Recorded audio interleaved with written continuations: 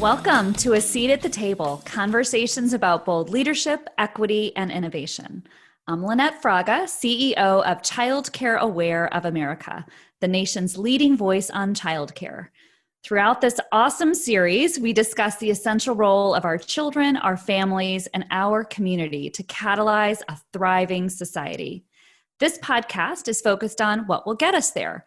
I'm talking about bold leadership and real, authentic voices, and what it truly means to be a leader, no matter where you sit or what position you hold. So pull up a chair and let's get started. Today, my guest is Brigid Schulte. I can't think of a better guest to have during Women's History Month. Brigid Schulte is the director of the Better Life Lab, the Work-Family Justice Program at New America, a nonpartisan think tank that uses narrative to move public policy, workplace practice, and culture so that people of all genders and racial and ethnic identities can thrive with decent, dignified work and time for care and connection across the arc of their lives. Brigid is a Pulitzer Prize-winning journalist, formerly of the Washington Post, and the author of the best-selling book, Overwhelmed, Work, Love, and Play When No One Has the Time, which sparked a national conversation about overwork, gender inequity, the toll that outdated policies and cultural attitudes are taking on modern lives, and how to move forward. Brigid hosts a podcast of her own, Better Life Lab podcast, an Apple Top 50 podcast. Congrats, Brigid. Thank you. She's a sought-after keynote speaker and has spoken at venues around the globe and has appeared on a number of TV, podcast, and radio programs. Brigid is a native of beautiful Oregon and lives in Alexandria, Virginia, just like I do, with her husband and their 2 children. And finally, I consider Brigid a friend, as we have shared interest in children and families and have shared this stage together a couple of times, which I've loved. And I've so appreciated her message and the way she thinks about the workplace and family and gender roles. So welcome, Brigid. Well, Lynette, it's so awesome to be here. And as you're reading all of that stuff, I kept wanting to turn around. I was like, who's she talking about? That's you. You did that. It sounds, yeah. So I'm just really delighted to be here. These are issues that are just, we all live them, and they just require so much time and attention. Thanks so much, Brigid, for being with us. And so let's get right into it. I know this is a point of passion for both of us. So as I've shared with you before, my passion for this podcast has come from a desire to understand what it means for women to be at the decision-making table. But so many stories this past year, as I know you are well aware, have highlighted how women have been leaving the workforce in droves. Yeah. Often because they don't have childcare and don't have a childcare solution available to them. So I'd love you to comment on and help our listeners understand, first, why is it that we are seeing so many women leaving the workforce in particular? And what are your thoughts about this trend and its implications moving forward as a society? Yeah, it's a very, very troubling trend. And it started very early, right when the pandemic hit last March. And businesses were closing. I think the real key was when schools closed and childcare closed, and all of a sudden you had all of these dependent care duties. That all of a sudden these were children, millions of children that needed to be cared for every day, and there was no place to go. And so if you were one of the, I hate to say lucky few, to be able to work at home, to be able to work remotely, then the expectation that you would be not only having to completely find a new way to do your job remotely, but then you also needed to do care work. You also needed to be a teacher. And so very early on, the survey showed that yes, men were stepping up, but women were disproportionately doing most of it. Now, unfortunately, that's not surprising, because if you look at time diary data before COVID, women have been doing about twice the amount of housework and childcare that men have, even when they work full time. Women entered the workforce en masse in the 1970s. And so what changed was their lives. Women's lives changed totally at that time. And what didn't change were largely were workplace culture and expectations. What didn't change was public policy largely, and what didn't change was men. COVID really stripped bare that once you took away those small supports of having a place for your children to go to school or to a care setting, it really became impossible. So you were lucky if you were in a remote setting. And that, if you look at the studies, that has led to burnout, because you're trying to have a serious meeting and you've got your 6-year-old like crying because their Chromebook isn't working, or you've got trombone practice over here. It's impossible. And then the other thing you had is a lot of women are in essential, what we call essential work. Right. They are the care workers. They are the nurses. 70% of care workers, nurses are women. It's a very kind of feminized profession, if you will. They were all risking their lives every day to go to work. Sometimes their partners would pick up. A lot of times their extended family had to pick up that slack. For the podcast that I ran through the first 6 months of the pandemic or so, was really trying to understand what that lived experience was like for people. And we spoke to one single mother who was a nurse with 3 foster children just dropped on her lap, with what was she going to do? There was no place for those children to go. She had to go to work. She had no paid sick days. She had no paid family leave, because nurses and health workers were exempted from emergency paid family leave legislation, which is insane. So she actually had to fly up a friend from another state who had been laid off her service job. So she had to find her own solution, and she was only able to do so because she had some resources. And there are thousands, hundreds of thousands of more situations where people don't have those resources. So we've got pain across the socioeconomic spectrum, mainly borne by women. I think some academics have said, other countries have public policy. The United States has women. It's really laid bare how much we rely on women to make this country work. So, oh my gosh, what a statement to make. From the outset of the pandemic, Bridget, and we've been concentrating on childcare for a while, both of us, and women in work and so forth. And it has been tremendous to me to note that at the outset of the pandemic, when so many were, again, grappling with this fact that this health crisis, this public health crisis was really bringing to bear, we had so many early care and education providers and childcare providers who stayed open to the extent they could, at personal risk to themselves and their families, for many reasons, not the least of which they really love and care about the families and the children in their care, and know many times that those families don't have choices, that they literally are their people, right? We all have our person, we all have our people, and their family childcare or center-based provider was really their lifeline. What's amazing to me, to your point, the early care and education providers, these providers of childcare, are essential workers. And many of them don't have health insurance. Many of them did not have adequate resources themselves.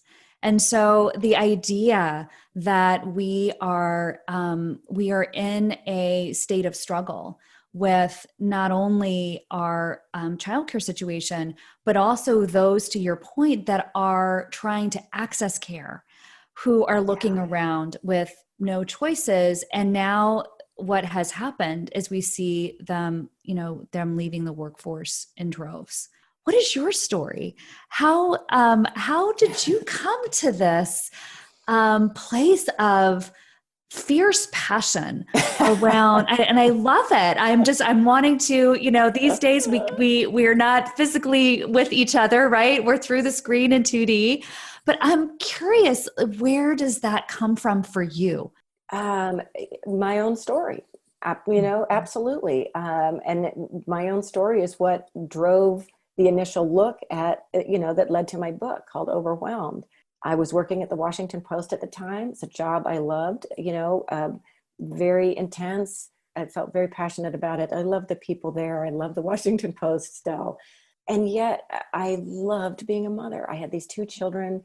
I don't know. I could eat them up. I adored them so much. I just wanted to be with them. I know the feeling. Yeah. I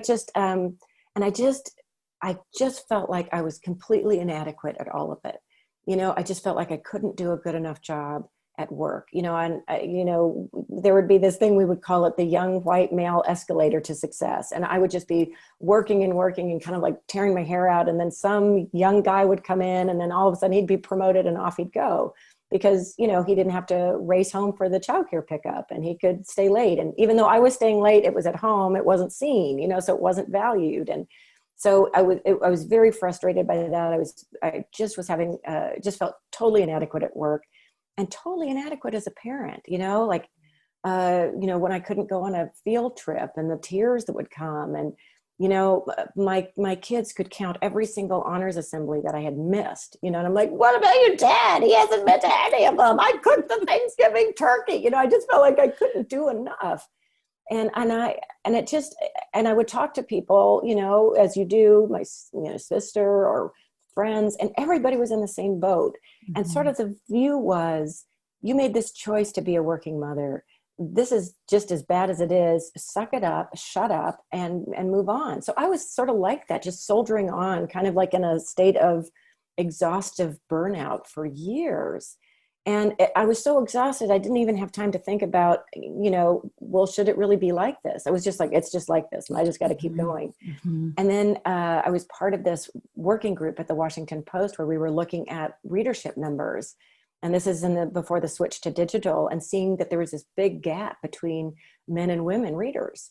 And why that's a big deal is that women over 50 at that time were the most loyal newspaper readers. If you didn't have them early, the fear was in a couple of years, you would really hurt your market share, your product. Yeah. So they put together this group of women to try to figure out why women weren't reading the newspaper. And the very first day we sat around and we all had very heavy caregiving responsibilities as parents, taking care of our parents, taking care of family, everybody was basically living two lives at once. And we all kind of rolled our eyes. It's just like, well, we don't have time to read the newspaper in the morning, and we work for the newspaper. Women are just busy. And so then I was, being an investigative journalist, I was to get the data. I found a time use researcher, and he said, no, you're wrong. Women aren't busy. They have 30 hours of leisure a week. They have more leisure time now than they did in the 60s and 70s when they, didn't work in the marketplace.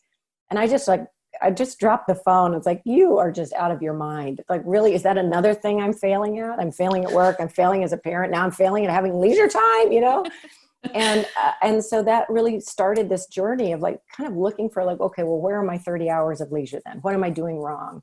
And that really led to a very deep exploration of the systems. I told my publisher, I said, I want to understand, why are things the way they are and how can they be better? And that led me to really understand how these problems are not individual problems, they do not require or deserve individual solutions. For so long, I was told, women have just been told, oh, you're just too this, you're just too that. You don't negotiate enough. You're not confident enough. Breathe deeply at traffic lights. That's the advice I was given. Take a bath. Breathe deeply at traffic lights. Yeah. Thank you for that little note. Meditate. I mean, all of those things are good. I love a hot bath. I love to meditate when I find time for it. But that will not solve these deeper systemic issues, that we have no public policy that supports families and women and equity in this country. Literally, that the one family friendly policy or family supportive policy we have, the Unpaid Family Medical Leave Act, actually exacerbates inequality, because who can take unpaid leave? People with resources. Mm-hmm. So it creates more inequality. Mm-hmm. So we do not have public policy. Our workplaces have not changed their expectations. We still have these ideal worker norms that the best workers work all the time. And we have not changed our cultural expectations that not only are women the caregivers, but you better be a super mom as well. That you're supposed to, I think the saying is, and again, I forget who said it, but it really struck me that we're supposed to parent as if we don't work. And we're supposed to work as if we don't parent or have caregiving. So I think that we've created impossible systems in policy practice and in our cultural expectations. And I think because I lived it and I have a master's degree, I have resources, I have a husband, I have a mortgage, but I have a house, and it was so difficult for me that it was only when I had the time and space to explore it that I began to see how impossible it is for people without those things. And that is wrong. It's wrong across the board, but it is punitive, especially in a country where we say we're a land of opportunity and equity. And it's like, these are the very fundamental systems that need to change in order to make that equity real. Wow. Wow, Brigid, what a story and what a journey you've been on. And again, I hear the passion, and I love, why are things the way they are and how can they be better? And that's been, it sounds like, a real driver for you about where you're going next and how you continue to lead and lead forward. So given where we are now with this trend, what is our next step? Next steps are big steps, because we really need to take some really big steps in this country. The role, the critical role, like you talk about, that early care and learning teachers, providers, childcare workers, they are, we call them essential workers. They are heroes, lifelines, like you say. Yes. I think about my own children who are in a wonderful early care and development center. I'm still friends with their teachers. I love their director. They become part of your family. They become part of your network. Human beings, we evolved as kind of social creatures. There's a scientific term, they call it alloparents, that no one has ever expected, a mother or just a nuclear family to raise their children. Children have always been raised by a group of loving, kind, interested adults who surround you. Some people call it a village. However you want to call it, it is part of human history that we have these networks of loving and supportive people. So what was already happening before COVID is that we didn't love and support those people back. You have people in college who would love to study early care and learning. They would love to go into child development, and they are counseled not to do it because they won't earn a living wage. That's outrageous. We've got all this brain research that shows how critical these early years are.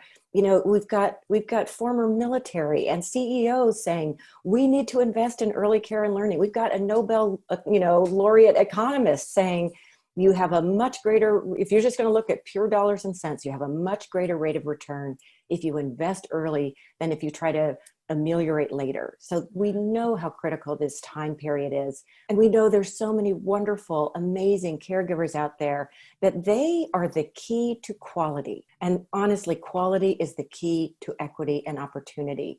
And those keys are earning poverty wages.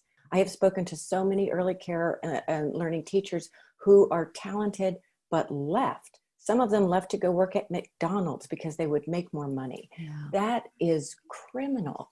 And that was already happening before COVID, and nobody was paying attention. We really need to recognize and understand that these are dignified, valuable jobs. They need to be treated as such, with decent and dignified wages, with benefits, so that you are not hanging by a thread just to do the job, and you're doing the job because you love it.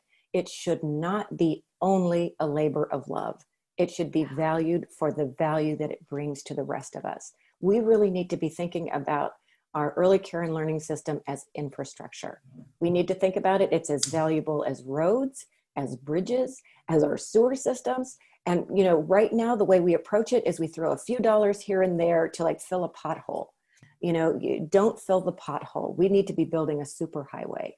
And I think I want to be careful in the words that I use, because now I say superhighway, it reminds me of factory and I think that is one of the problems, is that there is this cultural, very, very powerful, it might be, I think studies show about a third of the American public that really think that it is best for young children to have, they say a parent, but they typically mean a mother at home.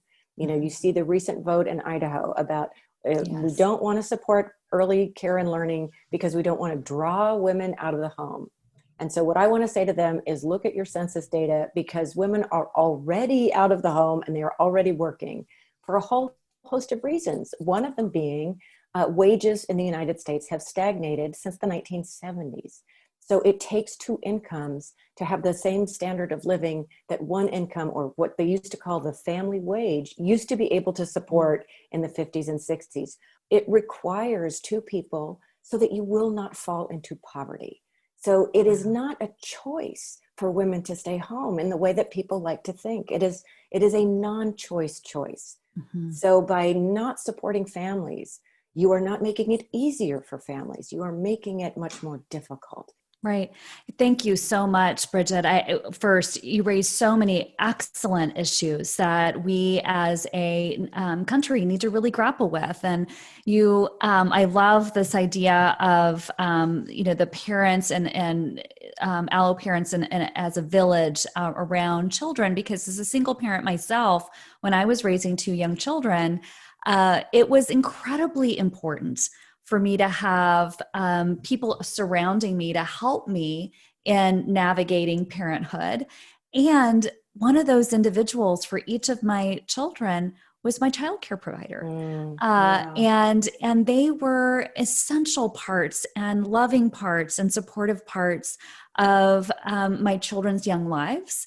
And to your point, key to quality, and also gave me an opportunity to continue to work and to finish my education and all of those sorts of things that were incredibly important as a woman and as a working mom, to be able to accomplish those things through my experiences in partnership with my community. Yeah. And I think that the necessity for us to really focus on, to your point, the lived experiences of parents, the realities of what families face and how they work and live.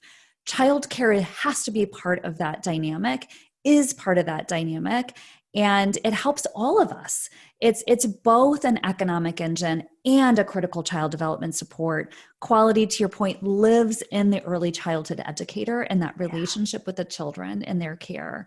So as we're thinking about the steps that we have to take in the near term and the infrastructure fight in the longer term, curious about, obviously, this week, the American Rescue Plan was passed yesterday. Yeah. Huge deal for childcare, huge deal for children. Raising, 50% of children in poverty out of poverty. Significant supports for families. So as we think about the necessity to respond in the moment through the rescue plan and the sustainability plan moving forward, how might you think about the leadership roles that we have to take on as individuals who have been fighting this fight? What does leadership look like now for children and families moving forward? That is such a great question, it's so important that you bring that up. This is really a historic moment. Historic. And it's really exciting. Finally, there is some recognition that the system is broken. It's been broken for a long time. We need to invest in it and invest in our own future. So if you have a stronger system, it benefits everyone. So I think we need to be making that case that it's an investment, number one, that it benefits all of us, number two. And I think the other thing we really need to be mindful of is look at how the vote went down on the rescue package. It was largely a party line vote, So we're in a very politically divided, very politically potentially combustible situation that I've really never seen before. That's very frightening in this country. So I think as leaders, we also need to learn how to talk across those divides and really look for and find common ground and build that together. That we're not going to get anywhere if we keep getting things through party line votes. Expand who is sitting at the table, making policy and making sure it isn't the same people who've always been there, who are largely white men, Many of them have at-home partners, or they were raised in those families, and they do not have that lived experience. So the more we get diversity in representation, the more we have the voices of this very diverse nation feeling empowered to make choices. This is also part of the equation. This is also part of leadership. But we need to be, expanding the seats at the table and having more conversation across it, rather than pulling further away and digging in. Because at heart, we're all human. We all have the same human needs and desires. We all love our families. Yes. So let's find the common ground to really support our families, to support the people who love them and care for them and support us. Bridget, you raise up the idea that we all can rally around ensuring that our children have safe, nurturing spaces to learn and to grow and to thrive. And I'm curious about how, firstly, you do this in your work, I'm sure, both as a journalist and as a writer. And I'm curious if you could share a little bit about how you're thinking now, given the pandemic, amplifying voices out there. This is something that we in our community have been wanting to do and strive to do as best as possible. And amplifying those voices and has been critical. And the experiences over the last year have forced many to take a really hard look at what it means to focus on the lived experiences, the reality of experiences, particularly of persons of color. And I'm curious about how you would suggest our audience who are advocates and are wanting to amplify voices or to amplify their own voice around these issues. What does that look like? Yeah, it's so important. I guess this comes from my background as a journalist and always loving stories. When you think about it, what connects people? One of my favorite sayings, and I don't know who said it, it's anonymous, I take no credit for it, I just love it. And it says, the shortest distance between two people is a story. And one of the things that really struck me when I was first moved from the Washington Post over to the Better Life Lab and was sort of thinking, how do I do this? And what does this look like? I came across the story of the Lanham Act, which, as you know, was the very first time that the United States really invested in childcare infrastructure. The war was on, it was in the 1940s. Rosie the Riveter was going in and building the munitions and the ships, because all the men were overseas. There was no conversation about how Rosie had kids and didn't have support and she needed support. No policy debates about it. There was a story that appeared about a woman going to work who had no network, no help, no extended family, whose child had to sit in the car all day. And that created such outrage that drove the Lanham Act. And so to me, there is power in story, because we can imagine what it would be like to be that mother. We can imagine how awful that would be to be that child.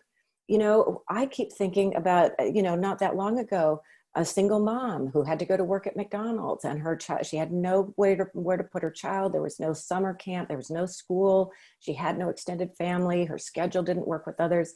So she sent her daughter to a park, and she was arrested. And, I've talked to Child Protective Services officers, and they'll often say, so much of what we see is really a breakdown in childcare. That, and so we're punishing parents because we have an inadequate system. One of the reasons why story is important is that it connects us to each other. But the other is that we have such a grand failure of imagination in this country. I've talked to behavioral scientists for some of the work that I do. We're really influenced by human beings, by what we see. And if you do not see a system that works, you can't imagine what that's like. Just look at the data of young people who do not think that they can have children in this country. If we have made it impossible for people to continue on as human beings in this country, we need to be asking some very fundamental questions about the systems that we've created. So the story, the data, the research, the bright spots, all of that can help us fill in those blanks where we have this failure of imagination, to help us see differently. as we're thinking about transformation, I also know there is a necessity for us to push our way to the table, be at the table, raise our voices at the table, et cetera. Is there anything, Bridget, that you want to ensure that we focus on, that that we as a field that are interested, as a community of individuals across the United States, is there anything you want to make sure that you raise up? We often talk about the three legs of a quality infrastructure, quality early care and learning system: cost, quality, and availability. And we've always seen that as this zero-sum game, that if you increase quality, then you have to reduce access. That one part has to suffer if you make an investment in the other part of it. And so what I would love for us to think about is like exploding that old kind of scarcity mindset and thinking about, yes, we need cost, quality, and availability. Those three legs are important, but almost think about it as like, I don't know, octopus. I don't know what the right word is. It's something with a lot of legs. It needs more than three, because we got to recognize that it's children that we're supporting, it's parents and families that we're supporting, it's the teachers, the care providers that we're supporting, it's the community, it's businesses. It's sort of like, Absolutely. it's, if we could see that it needs to be, it needs to be supported by all of us. I don't know, picturing like a octopus with a table on its head. So I mean, this probably wouldn't work in the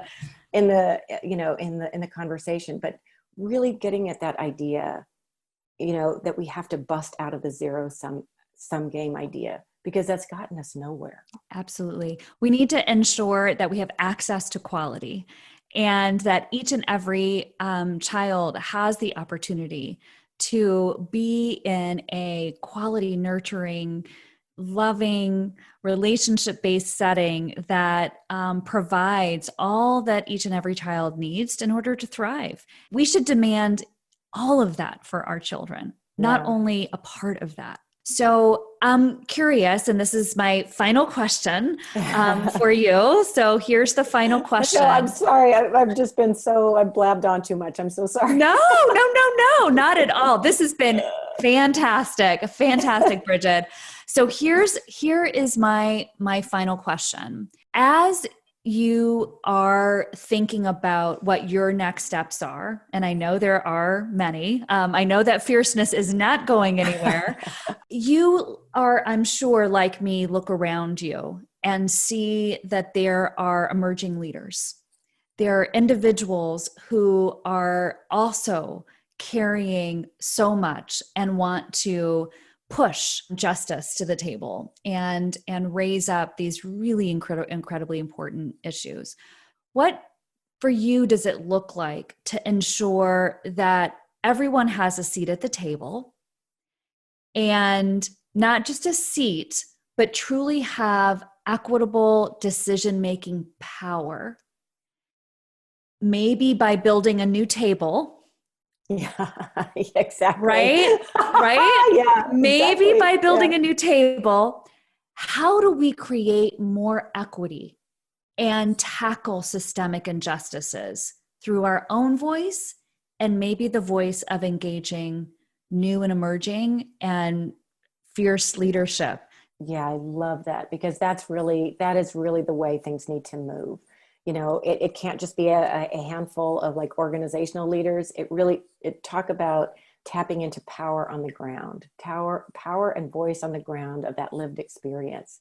So many policies, if you get all the wonks and the experts together, you get so many really terrible unintended consequences that if you had just talked to the person that it was designed for, they could have told you, it's like, well, that's great that you've put that center here, but it's going to be open on the hours that nobody's going to be there because we all work these unpredictable schedules. You not only need to design for the people who need it most, you need to include them in the process, hear their voice, hear their story, and let that guide the design of whatever policy, legislation, whatever it is that you're doing. Center it on the experience that you're trying to address. So that's not only centering voice, that's actually giving actual, power in terms of how things are shaped. I love your, again, focus on ensuring that we have equitable systems, that as we're thinking about our solutions, we need to make sure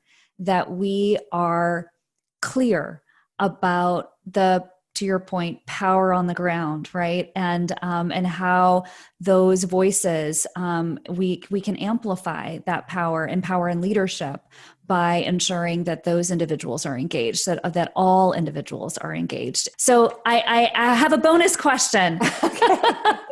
Bonus question. So I am sure that there are things that you're working on. So what's next?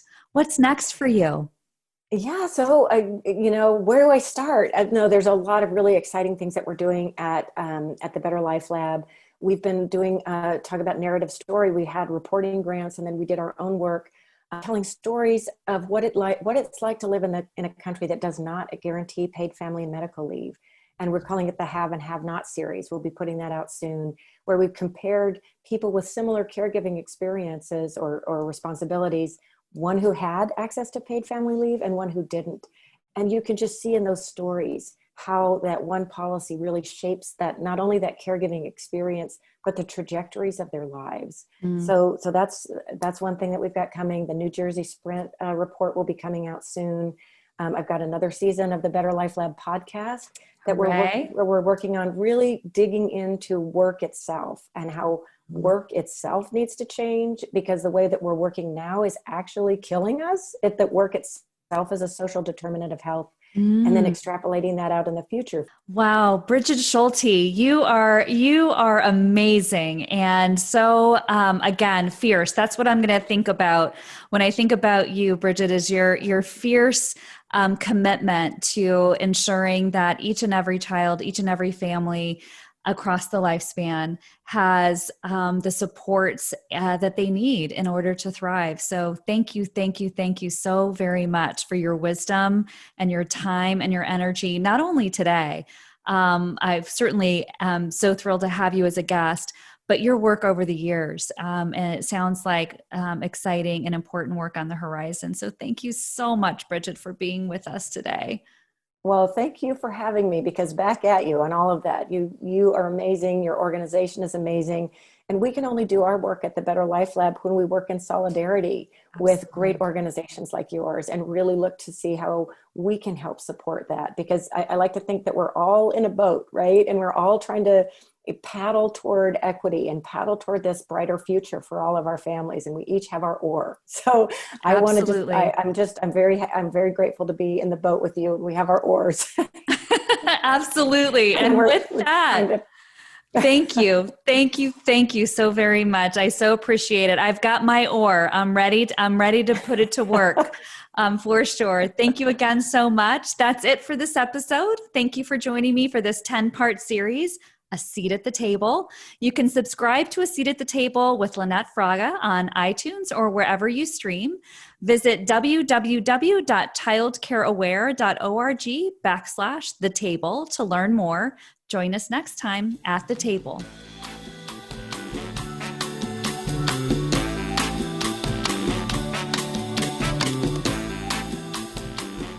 This podcast is hosted by Lynette M. Fraga, CEO of Child Care Aware of America. This show was produced by Meg Bialis and edited by Liz Twilley. You can subscribe to A Seat at the Table, Conversations on Leadership, Equity, and Innovation on Apple Podcasts, Spotify, or wherever you listen to podcasts. A Seat at the Table is a production of Child Care Aware of America, the nation's leading voice on child care. Learn more at childcareaware.org/the table.